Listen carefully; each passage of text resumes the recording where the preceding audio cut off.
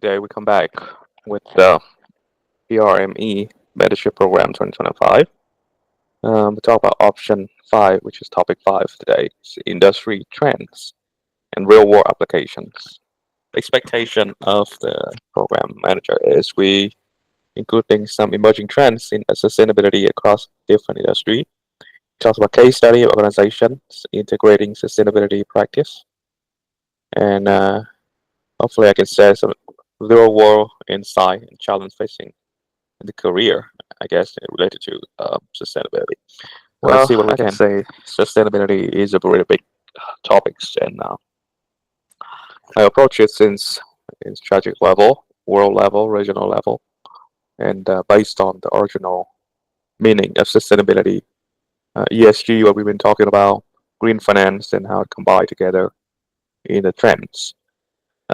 With my observation so far, probably in the ball have like 7 or 9 major training, but with the some amount of time and effort in this program, we can break it down in different type of topics and limitation in different days. So these topics today I'm going to bring up. I probably just mention few big topic first, and hopefully we can cover 3 of them, and then in the next few time we can cover the rest of the trending because it's good to have multiple trend. Okay, first we talk about ESG and sustainability.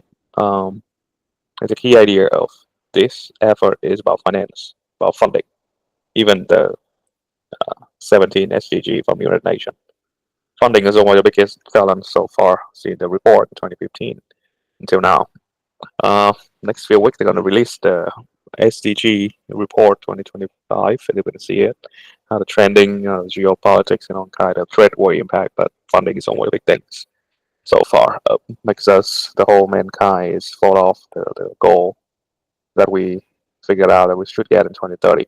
So how to make a for-profit system, which is investor, um, banking and finance, and big corporate focus on ESG and sustainability. That is the regulation. So whole idea is create regulation and make sure the corporate do it. The biggest trend so far, the biggest activity is first we have the European Union. They strengthen the like Euro Commission. They strengthen their corporate sustainability report, which is we can use that to go to state as CSRD. Try to make sure that a large company and some listed company, which is public company, should bring in regular report on social environment risks they face and how their activities impact people environment. Basically, hey, you have homework to do. You violate this, you have penalty. That's what the European Union doing now, and they have a couple other idea. Like European Green Deal, they're working on other project standard. They already talking. It's the European Sustainability Report Standard (ESRS). Um, they have some timeline in here. So the big companies of more than 1,000 employees definitely gonna make a report, make it to the actions. Here's the timeline. 25 February this year. They show up the package called Omnibus Package to simplify European rules and boost competitiveness. There are a couple of guidance in here. Found it reported, and of course they making regulation to make sure the standard. So European will be active and create standard. And it used to be called non-financial report and other activities, but now they want to make it effective and give it thing activities, sustainable finance and other European financial report advisory group is on the whole idea to have European Union achieve their ESG and other sustainability goal they have. So a good sign in Europe. But the other problem is on the other major market is the United States. They used to have pretty good strategy on green investment, ESG investment, leading by the SEC, which is the Security and Exchange Commission, the entity that regulate on investment and stock market and brokerage activity, which is still a big guy in investment. So SEC used to have they're pretty active on the ESG and climate related risks and greenhouse gas emission. They used to make a rules on that. They call it as the enhancement and standardization of climate related disclosure for investor. Basically, the company who acquire that annual report and of a public company in the United States need to report certain climate related information annually, right, in a registration statement too. And they want to make sure the client or the investor be aware of this in the public record. And if you violate that, uh, you got to show up that the impact, climate issue, or you might ignore what happened with climate change. So based on this standard, the U.S. investment system, they create a whole portfolio like ESG, uh, climate change consciousness portfolio that put on company with positive climate related disclosure on that. Yeah, that's a pretty good sign, and they started make it work in uh, final rules in 2024. But the problem is the most updated report, SEC press release, show up that they stop defense for this rule. The climate disclosure rule is good for sustainability development and ESG, and they have this rule is have a couple state and private party that challenge the rule, so they don't want to do it, and they try to fight to make the rules not apply, and it's still not really apply, like standardized, applying for all of the public company since 2024. Even we have the idea. So now with the state and private party try to sue the SEC, a complaint and everything, the SEC itself need to defend the rules um, to make sure that that is the key idea in the United States regulation way that you release the regulation and some party don't like it, they can sue you and file a complaint, and you need to defend yourself about that, and keep do it until you figure out a settlement and the way to settle the conflict. And maybe one of the party going to win. Maybe they find a middle way to do it, negotiation, whatever. But they both fighting since 2024. That core idea. But now SEC, it's actually March 27 this year. SEC is end the defense for the rule, so they don't want to defend this rule anymore. They will not involve in the defending case and with costly and SSD. And what that means is that it's a backward SEC and United States government would not really favor for the sustainability development anymore like it used to be. And of course, the strategy and the way of the government doing now, that's probably the way they focus on. And so we have positive trending in European Union, but I have a little bit negative news from the American. And here's a table in the original SEC climate disclosure rules and what type of regulation they want to apply for different disclosure. It's a different disclosure and financial statement of different public company they need to file every year, right? And this one a different assurance and emission GHG, which is SEC when they mention in the public information too, right? Scope 1 and Scope 2, which is kind of a technical thing we can mention later. Couple other registration, LAF, AFF, and SRC, and EGC is on mentioning here. They hopefully can apply this year, but now they cannot apply it because they quit fighting for their rules. Yeah, the political change really impact the regulation change. So that is a standard sign. Okay.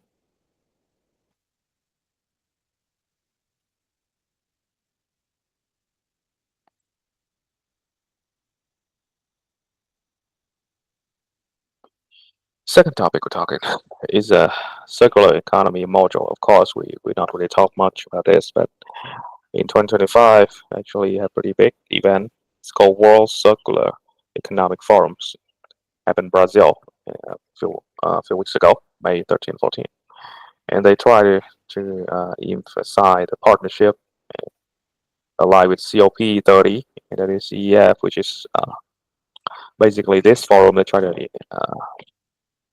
ally and bring the circular economy module into the other climate change effort and all other uh, big partnership and collaboration in the world, like COP, which is really a long time ago.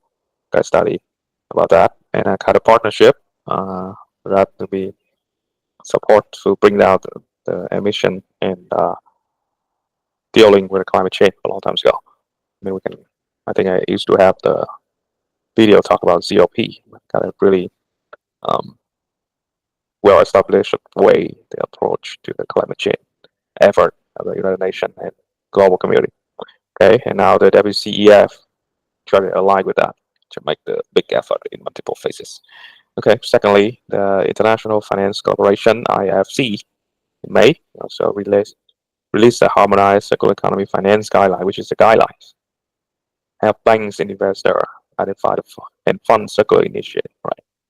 So just like ESG, right? We begin with some guidelines, some suggestion, and then couple big group like European Union and other group of impact investors start to apply for that, and some couple other group they don't really care.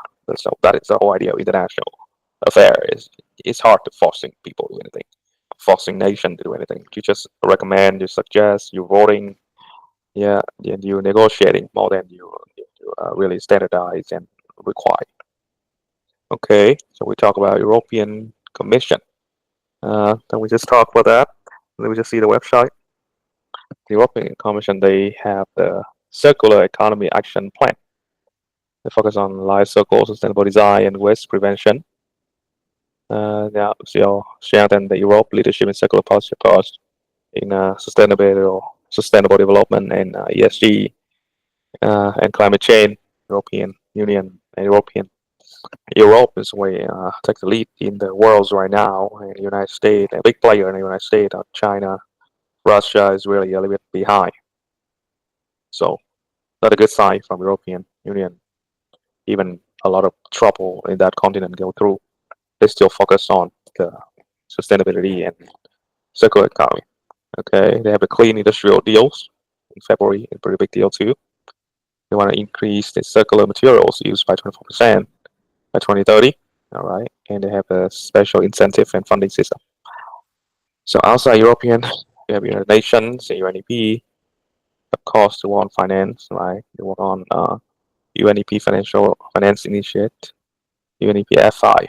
They try to be integrate circular economy investment in the high impact sector like construction, textile, plastic, and agri-food system.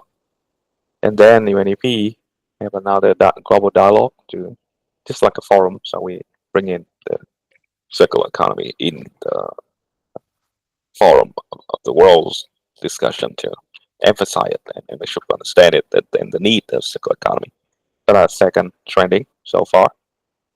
Well, third trending, which is not new, we talk about transformation and transition to renewable energy. So renewable energy, and actually the time was now the one leading of that is IEA, International Energy Agency, and they projected that 3.3 trillions of global energy investment this year, and with 2.2 focus on clean energy. So it's mean 1.1 would be fossil fuel and other solar energy. So like clean energy, like a major investment in this year.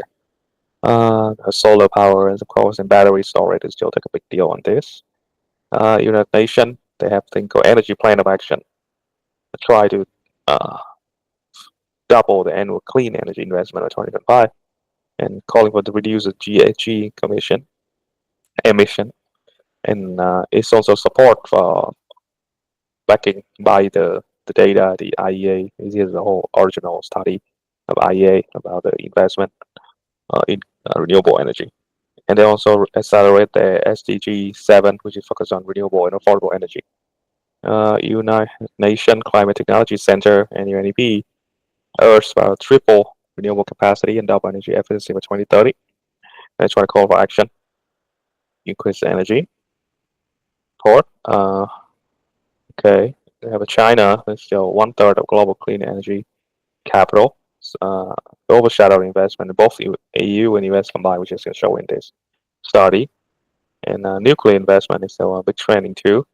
It is cheap, and it's clean, and it kind of controllable. More than, of course, we're afraid of Japan issue in the nuclear power, but the world's in with a geopolitical issue now today. The world start to bring back that huge nuclear plant to supplement the energy. And the latest news, I believe, is Meta about buying nuclear energy from the private firm in the United States and permit to use that for 20 years so they can reduce their fuel and then kind of carbon emission source of energy. At least the big firm are committed to that. I believe this number probably will be related to the United Nations Plan of Action toward 2025. It look kind of complicated, but not really. Just they try to emphasize a milestone. We can see it in here. This report is like 20 pages. We're gonna have time reading it later. Is that the milestone of this year is 500,000,000 people have gained access to electricity. 1 billion small people have gained access to clean cooking solution, which is gas and electric, right? Annual investment in accessing electricity increased by 35 billion. Increase in clean cooking in 25 billion because cooking is taking a lot of energy. Activities human being. Okay, 100% increase in more than the renewable capacity globally is great. We double it. Okay, we double annual investment in renewable energy and energy efficiency globally. Okay, we have no new coal power plants in the pipeline after 2021. Okay, fossil fuel consumption subsidized redirected toward renewable energy and energy efficiency, which is great too. And 30 million jobs in renewable energy and energy efficiency. So that is the report of the United Nations 2025. And then hopefully in 2030, they're going to hit into universal access to electricity and clean cooking solutions, which is like more than 90, maybe 95, maybe 99, or 100%. But they cannot say 100% that it's a universal, right? Triple the global renewable power capacity, right? Double global rate improvement, triple the annual investment, phase out coal power plant, right? Try to get it out. Well, pretty aggressive goal, and with the OECD country, right, a developed country, and hopefully get it globally by 2040, right? To double the job, it's a 30 million. The next 5 years, we'll hopefully have 60 millions, and hopefully have universal access in electricity in healthcare, facility, and school. So health and education is a big deal. That is the United Nation idea. So we finish this with first three trending, and let's see how I think the mentee doing with the plan. Okay, topic 4 I think is saver. Industrial trend and real application. We have here it's climate change resilience. Okay, systemical business community anticipated startup. Okay, which is fine to me. I think it's improved, but yeah, circular economy that we just talked about that is great. You can see some change in here. Waste reduction. This thing is still seeing trend, but we need more number on this. Water conservation. Yeah, there's still a big trend too. Maybe alike with the SDG 17 of 17 SDG of United Nations. Okay, so we're talking what it matters application. Okay, so he focused on Asia, but he's living in Asia. Okay, India is the most climate vulnerable country. Great. Okay, need a climate, understand the climate issue. We have a case study in here. PRME in Asia State Electricity Company invest in disaster resilient infrastructure like okay, decentralized. It was just a green booster program. Okay, and we saw that, which is great. Okay, circular economy, right? You have 55 million tons of waste. Take make waste is spent. All right. Here in environment burden while creating innovation and green employment. Okay, that's work. Understandable. Case study be jug-based plastic. Okay. Water drinking is a closed loop plastic recycle. Okay, it's work. Waste reduction. Okay. Waste contribution, GHG emission Okay, and pollution. Okay, temperature, ocean plastic leakage. Okay, sea to Trump River in West Java. River globally suffer unmanaged plastic outbreak.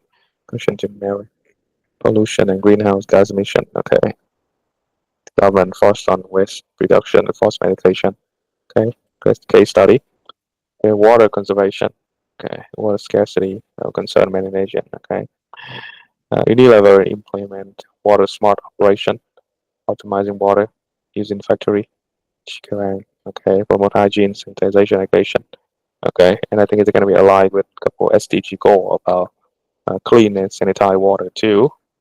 Uh, waste reduction. I don't really recall what goal. Probably a couple of different goal. Climate change definitely is a big deal in the United Nations. Circular economy, we'll see that a big deal in the European Union too, and couple United Nation system trying to bring in. Okay, that pretty much is from Saver. We don't have the kind of there. Mm, we don't have the work of roles today, so it's fine.